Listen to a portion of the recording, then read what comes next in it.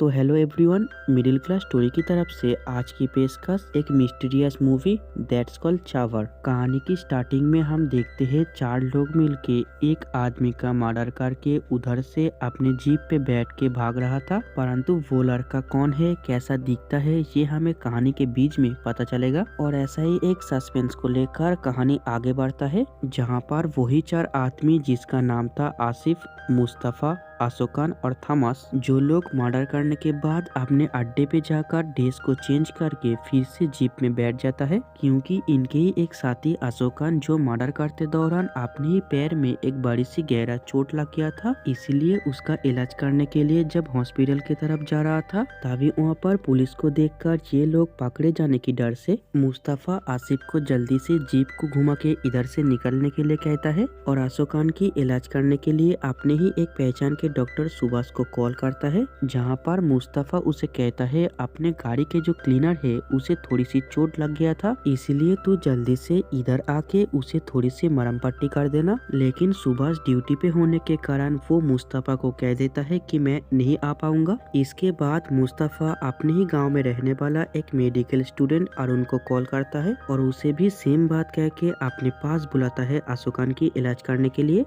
अरुण भी अपने माँ के पास से परमिशन लेकर शहर जाने के लिए निकल पड़ता है, तभी उसे मुस्तफा कॉल करके दवाई आने के साथ साथ मुलाकात करने के लिए एक पेट्रोल पंप के पास आकर इंतजार करने के लिए कहता है। जिसके बाद अरुण अपने फ्रेंड सूरज की मेडिकल शॉप से दवाई को लेकर शहर की तरफ जा ही रहा था, तभी उसे सूरज अपना बाइक दे देता है ताकि अरुण जल्द से जल्द शहर में पहुंचे। इसी दौरान अरुण अपना फोन मेडिकल शॉप पे रख के बाइक को लेकर पेट्रोल पंप पे पहुंच के मुस्तफा के लिए वेट कर रहा था। दूसरी तरफ मुस्तफा अरुण को बार बार कॉल कर रहा था। उसी वक्त वो अरुण को देख लेता है पेट्रोल पंप के बाहर वेट करता हुआ, इसलिए वो गाड़ी से उतर के जल्दी से अरुण को अपने जीप पे बिठा के उधर से निकलकर एक खाली मैदान के सामने कार को रोककर मुस्तफा अरुण को कहता है तुम जल्दी से अशोक के पैर में पट्टी कर दो ताकि खून बहना बंद हो जाए। उधर थॉमस चारों तरफ नजर रख रहा था ताकि कोई भी आदमी इन लोगों को पकड़ने के लिए ना आ जाए, तभी वो जल्दी से आसिफ को गाड़ी स्टार्ट करके इधर से निकलने के लिए कहता है, क्योंकि कुछ लोग इधर ही आ रहा था, जिसे देखकर आसिफ भी जल्दी से गाड़ी स्टार्ट करके इधर से निकल जाता है। दूसरी तरफ हम कुछ पुलिस ऑफिसर को देखते हैं जो इस मर्डर केस का इन्वेस्टिगेशन कर रहा था, तभी हमें पता लगता है कि जो आदमी मर चुका है वो राघवान का बेटा किरण कुमार है, जो थेयम का रोल करने के साथ साथ राजनीति के साथ भी जुड़ा हुआ था। इसीलिए किरण कुमार को देखने के लिए बहुत सारे लोग इस जगह पर जमे हुए थे, जिसको कंट्रोल करना पुलिस के लिए भी बहुत मुश्किल हो रहा था। जिसके बाद हम आसिफ को देखते हैं जो ड्राइव करके इन चारों को जंगल के अंदर लेके आता है ताकि अरुण अशोकन का ठीक से ट्रीटमेंट कर सके, और ट्रीटमेंट खत्म होने के बाद ये चारों फिर से निकल जाता है एक सेफ प्लेस पर पुलिस के हाथों से बचने के लिए। तभी अशोक जो कि इस टीम का लीडर था उसे जीके नाम की एक आदमी कॉल करके कहता है तुम लोग जल्द से जल्द इधर से निकल के किसी और जगह पे जाके कुछ दिनों के लिए छुप कर रहो। जिसको सुनकर आसिफ इन लोगों को जंगल के अंदर से एक घर की तरफ ले जा रहा था। उसी वक्त अरुण मुस्तफा को कहता है उसे छोड़ देने के लिए ताकि वो अपने बाइक लेकर घर जा सके। तभी मुस्तफा अपने ही एक आदमी को कॉल करके कह देता है कि पेट्रोल पंप से अरुण की बाइक को लेकर एक एड्रेस पर पहुंच के इंतजार कर सके ताकि अरुण उसके पास से अपने फ्रेंड की बाइक लेकर उधर से घर जा सके। और देखते ही देखते आसिफ इन लोगों को जंगल के अंदर उस घर में लेकर आता है, जहां पर ये लोग मर्डर किया हुआ सारी हथियार पुलिस के हाथों से छुपाने के लिए वहां पर मौजूद एक कुएं के अंदर फेंक देता है ताकि पूरा सबूत मिट जाए। दूसरी तरफ कुछ पुलिस ऑफिसर इन्वेस्टिगेशन करते करते अरुण के फ्रेंड सूरज की मेडिकल शॉप पर पहुंच के और उधर से सूरज को इन्वेस्टिगेशन करने के लिए पुलिस स्टेशन पे ले जाके इसी इन्वेस्टिगेशन के दौरान ऑफिसर सूरज को कहता है क्या तुम उस आदमी को जानते हो जिसने किरण कुमार का खून किया है। जवाब में सूरज कहता है मैं नहीं जानता। तभी एक ऑफिसर कहता है तो तेरा बाइक उस पेट्रोल पंप पे क्या कर रहा है और उस बाइक को पेट्रोल पंप तक किसने लेकर गया है, तू सिर्फ उस आदमी का नाम बता दे तो फिर मैं तुझे छोड़ दूंगा। लेकिन सूरज कुछ भी ना बताने पर एक ऑफिसर उसके ऊपर टॉर्चर करता है। उधर मुस्तफा और उसकी टीम घर में बैठ के खाना खाने के बाद जब एक दूसरे के साथ बातें करते करते उस रात के बारे में भी बातें करने लगता है, तभी अरुण ऊपर जाके इन लोगों की सारी बात सुन लेता है। जहाँ पर कहानी फ्लैशबैक में किरण कुमार को दिखाया जाता है जो अपने साइकिल से घर की तरफ जा रहा था। उसी वक्त अशोक और उसकी टीम किरण कुमार को मारने के लिए पूरी तरीके से घेर लेता है। जहाँ पर किरण कुमार इन लोगों के हाथों से अपने जान बचाने के लिए पूरा कोशिश करता है और इसी दौरान ही अशोकन की पैर में चोट लग गया था, मगर फिर भी किरण कुमार इन लोगों के हाथों से अपना जान बचा नहीं पाया। इन चारों ने मिलकर उसे मार के जीप पे बैठकर इधर से निकल जाता है। तभी कहानी प्रेजेंट में अरुण को देखते हैं जिसको मुस्तफा कह रहा था तूने जो कुछ भी सुना वो किसी को बताना मत। दूसरी तरफ कहानी में बहुत सारे लोग किरण कुमार के घर में भीड़ करता हुआ दिखाया जाता है क्योंकि उसके बॉडी शेष बार के लिए फैमिली में दिखाकर अंतिम संस्कार के लिए लेकर चला जाएगा, जिसके कुछ ही देर बाद किरण कुमार को एम्बुलेंस से लेकर इधर से चला जाता है।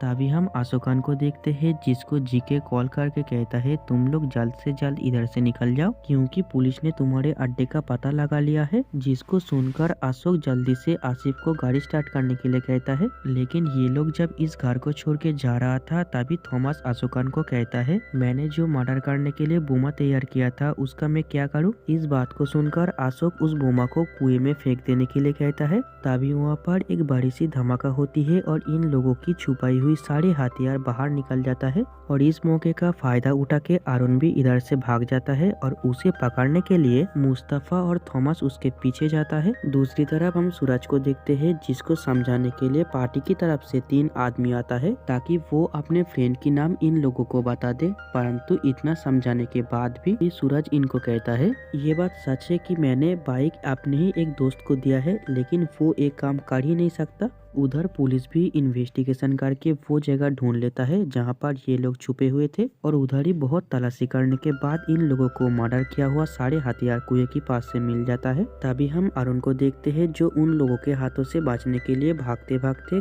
जंगल के बीच आके उधर रहने वाला लोगों के पास से हेल्प लेता है छुपने के लिए,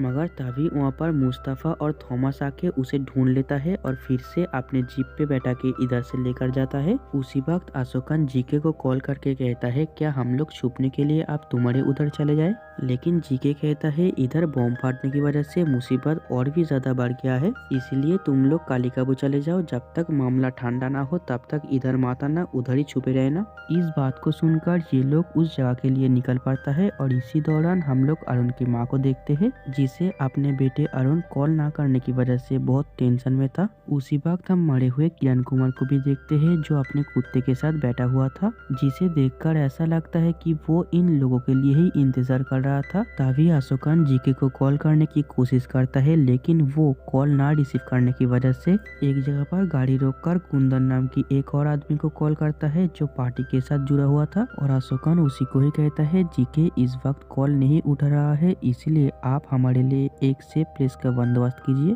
लेकिन वो आदमी कहता है तुम ये बात मुझसे क्यों पूछ रहे हो, जाकर जीके से पूछो। तभी अशोकन कहता है आप मुझसे इस तरीके से बात नहीं कर सकते क्योंकि मैंने भी आपके लिए बहुत सारे काम किया है और एक बात कान खोलकर सुन लीजिए, आपने और जीके ने मुझसे जो भी मर्डर करवाया है उसके सारे डिटेल्स मेरे पास है, इसलिए हमें फौरन सेव करने की बंदोबस्त कीजिए वरना आप लोग बहुत पछताओगे। जिस बात को सुनकर वो आदमी कहता है तुम लोग जिस जगह पर पहुंच रहे हो उधर पहुंच के मुझे एक बार कॉल करना, मैं तुम लोगों के लिए एक बंदोबस्त कर दूंगा। और कुंदन की इसी बात को सुनकर अशोकन फिर से जीप पे बैठ के अपना जर्नी कंटिन्यू करता है। तभी हम अरुण के माँ को देखते हैं जो अपने बेटे को लेकर बहुत टेंशन में था, इसलिए अरुण के बड़े भाई अपने माँ को कहता है तुम जाके सो जाओ, मैं उसे कॉल करने की कोशिश कर रहा हूँ। लेकिन अरुण के फोन स्विच ऑफ होने के खातिर उसके बड़े भाई भी उसे कॉल नहीं कर पा रहा था। जिसके बाद हम आसिफ और उसकी टीम को देखते हैं जो लोग एक जगह पर आके रुक जाता है क्योंकि आसिफ को थोड़ा सा काम था, इसीलिए वो उधर से अपने जीप को लेकर निकल जाता है और मुस्तफा जीप में बैठा के बाकी लोगों को लेकर कालीकाबू की तरफ निकल जाता है। तभी अशोकन को वो आदमी कॉल करके कहता है मैं मैं जीके के साथ बात कर चुका हूँ। वो थॉमस के लिए एक जीप की बंदोबस्त कर चुका है जो तुम्हें रास्ते में ही मिल जाएगा और उस गाड़ी में सिर्फ थॉमस जाएगा, उसके अलावा कोई भी आदमी उस गाड़ी में नहीं जाएगा। जिसके कुछ ही देर बाद इन लोगों को रास्ते में एक जीप दिखाई देता है जहाँ पर थॉमस अशोकन की परमिशन लेकर जीप में बैठ जाता है घर जाने के लिए। जिसके बाद मुस्तफा, अशोकन और अरुण एक घर में आता है छुपने के लिए और उधर ही ये लोग लकड़ियों से आग जला के आज के दिन गुजारने के लिए उधर ही सो जाता है। दूसरी तरफ हम कुंदन नाम की उस आदमी को देखते हैं जो जीके के साथ बात कर रहा था। वो कहता है अशोकन नाराज हो चुका है, इसलिए हमें इन लोगों के लिए जल्दी से कुछ करना होगा, मगर तुम टेंशन मत लो, मैं अपने आदमियों के साथ मिलकर कुछ करने की बंदोबस्त कर रहा हूँ। जिसके बाद हम आसिफ को देखते हैं जो अपने घर की तरफ जाते हुए उसके वाइफ को कॉल करता है और आसिफ कहता है तुम जल्दी से खाना बनाओ, मैं जल्दी ही घर पहुँचने वाला हूँ। लेकिन उसी वक्त आसिफ के जीप को एक ट्रक पीछे से आकर टक्कर मारने की वजह से वहीं पर ही उसकी मौत हो जाती है। जिसके बाद अरुण के घर में उसके माँ के साथ मुलाकात करने के लिए सूरज की मेडिकल शॉप पे काम करने वाला वही लड़की आता है और वो अरुण की माँ को अरुण का मोबाइल देकर कहता है सूरज को कुछ पुलिस आकर इन्वेस्टिगेशन करने के लिए उसे उठाकर पुलिस स्टेशन पर लेकर गया है। जो सुनकर अरुण की माँ थोड़ी सी सोचकर अपने बेटे और एक आदमी को लेकर पुलिस स्टेशन पर जाता है, जहाँ पर अरुण की माँ एक टीचर होने पर उसे पुलिस स्टेशन में सभी ऑफिसर बहुत रिस्पेक्ट करता है और उसके ही कहने पर इंस्पेक्टर सूरज को छोड़ देता है और इन्वेस्टिगेशन करने के लिए अरुण के बड़े भाई से अरुण का फोन लेकर सारे नंबर को ट्रैक करने के लिए कहता है। दूसरी तरफ हम अरुण को देखते हैं जो मुस्तफा को कह रहा था कि मेरा काम खत्म हो गया है तो मैं कब घर जाऊँ, क्योंकि बहुत दिन हो गया है मैंने मेरे घर पर नहीं गया हूँ, इसलिए मेरे फैमिली मेरे लिए टेंशन कर रहे होंगे। उसी वक्त अशोकन आकर कहता है जब तक जीके ने हमारे लिए कुछ कर न दे तब तक हमें यहीं पर ही रहना होगा। दूसरी तरफ हम एक इंस्पेक्टर को देखते हैं जो मालिक नाम के एक आदमी को पकड़ कर ले आता है जो कि मुस्तफा के पास क्लीनिंग का काम करता है। तभी इंस्पेक्टर कहता है क्या तू अरुण को पहचानता है, लेकिन मालिक अरुण को ना पहचानने पर वो इंस्पेक्टर कहता है तो तेरा नंबर अरुण के पास कैसे गया। जिसके जवाब में मालिक कहता है वो नंबर मेरे नाम ही रजिस्टर है लेकिन मुस्तफा भाई यूज करता है। तभी इंस्पेक्टर कहता है तू हमें जल्दी से बता दे मुस्तफा की घर किधर है तो मैं तुझे छोड़ दूंगा। जिसके बाद कुछ ऑफिसर मिलकर मालिक के साथ मुस्तफा के घर जाता है ताकि वो किधर है इस बात की पता लगा सके। लेकिन पुलिस ऑफिसर जब मुस्तफा की वाइफ से इन्वेस्टिगेशन करता है तभी उन्हें पता लगता है कि वो मैसूर गया है। इस बात को सुनकर एक ऑफिसर अपने आदमियों से कह देता है कि मुस्तफा की वाइफ का फोन ट्रैक करो ताकि मुस्तफा जब अपनी वाइफ को कॉल करे तभी उसे हम पकड़ सके। दूसरी तरफ हम मुस्तफा को देखते हैं जिसके मोबाइल पर सिग्नल न आने की वजह से वो अरुण को लेकर जंगल के अंदर जाता है ताकि उसके मोबाइल पर सिग्नल आ जाए और जैसे ही उसके मोबाइल पर टावर आता है तभी वो अपने वाइफ को कॉल करता है, जहाँ पर मुस्तफा को अपने वाइफ की मदद से पता लग जाता है कि उसके घर में भी पुलिस आया है इन्वेस्टिगेशन करने के लिए। मगर फिर भी मुस्तफा अपने वाइफ से सच्चाई नहीं पता कर कहता है मैं अभी भी मैसूर में हूँ और जल्दी ही घर जाने वाला हूँ। तभी हम कुछ ऑफिसर को देखते हैं जो मुस्तफा की कॉल ट्रैक करके वो अभी जहाँ पर भी है उधर अपने टीम को लेकर जाने लगता है। जिसके बाद मुस्तफा अपने आदमी मालिक को कॉल करता है वहाँ पर क्या हालात है इस बारे में पूछने के लिए। तभी मालिक कहता है जेके की बेटी आत्महत्या कर ली है क्योंकि वो किरण कुमार नाम की एक आदमी से प्यार करता था लेकिन उसको किसी ने मार दिया है। जिस बात को सुनकर मुस्तफा टेंशन में आ गया था क्योंकि इन्होंने जिस आदमी को मार दिया है वो कोई भी पार्टी के साथ जुड़ा हुआ नहीं था। जीके ने अपने पर्सनल काम के लिए हम लोगों का इस्तेमाल किया है और इसी बात को सोचकर मुस्तफा जल्दी से अरुण को कुछ पैसा देकर इस जंगल से निकल के कोई भी गाड़ी पकड़कर इधर से घर जाने के लिए कहता है। लेकिन उसी वक्त कुछ आदमी मिलकर इन लोगों के ऊपर गोली चलाता है और मुस्तफा जल्दी से इन लोगों के हाथों से बचकर अशोकन के पास आने लगता है ताकि ये दोनों मिलकर उन लोगों के साथ मुकाबला कर सके। तभी हम अशोकन को देखते हैं जिसे उसके ही एक आदमी कॉल करके कहता है तुम्हारे साथ जो आदमी गाड़ी चला रहा था आसिफ, उसकी ट्रक एक्सीडेंट में मौत हो गया है और तुम लोगों ने मिलकर जिस आदमी का मर्डर किया है वो कोई पार्टी के साथ जुड़ा हुआ नहीं है। तुम सभी को जीके ने फंसाया है, इसीलिए तुम लोग जहाँ पर भी हो थोड़ी सी संभल कर रहना। तभी अशोकन के ऊपर भी एक आदमी गोली चलाता है जिसके कुछ ही देर बाद वहाँ पर मुस्तफा आकर इन लोगों के साथ मुकाबला करने लगता है। लेकिन तभी मुस्तफा को एक गोली लग जाता है, इसीलिए वो अपने कान अशोकन को दे देता है। इसीलिए अशोकन अकेला ही इन लोगों के साथ मुकाबला करता है और एक एक करके के सारे आदमियों को मारने लगता है, लेकिन अकेला अशोकन इन लोगों के साथ ज्यादा देर मुकाबला नहीं कर पाया, जिसके कुछ ही देर बाद अशोकन को भी एक गोली लग जाता है। दूसरी तरफ अरुण सारे दुश्मनों के हाथों से बचकर अशोकन और मुस्तफा के पास आता है इन दोनों की मदद करने के लिए, लेकिन मुस्तफा कहता है हम लोग बच नहीं पाएंगे, इसलिए तू हमारे जीप को लेकर इधर से निकल जा ताकि तू बच सके। इसीलिए अशोकन उसे जीप की चाबी दे देता है ताकि वो इधर से निकल जाए। जिसके बाद अरुण इन लोगों से जीप की चाबी लेकर जीप स्टार्ट करके निकलने ही वाला था, तभी उसे एक आदमी आकर गोली कर देता है। फिर भी अरुण इससे बच जाता है और वो अपने जीप से उस आदमी को टक्कर मार के अपनी गाड़ी घुमाकर उधर से निकल जाता है। मगर फिर भी वो आदमी जीप से जब अरुण का पीछा कर रहा था, तभी गेट पर अशोकन ने बॉम्ब लगाने की वजह से उस आदमी की गाड़ी बॉम्ब से ब्लास्ट होकर उधर ही मर जाता है, जहाँ पर अरुण भी इन सब लोगों के हाथों से बचकर जिंदा अपने घर की तरफ जाने लगता है। कहानी के अंत में हम मुस्तफा और आसिफ को एक दूसरे के साथ बातें करते हुए देखते हैं, जिसके कुछ ही पल बाद इन दोनों की मौत हो जाती है और कहानी यही पर ही खत्म होता है। तो भाई लोग वीडियो कैसा लगा कमेंट करके बताना। मिलते हैं अगले वीडियो पे।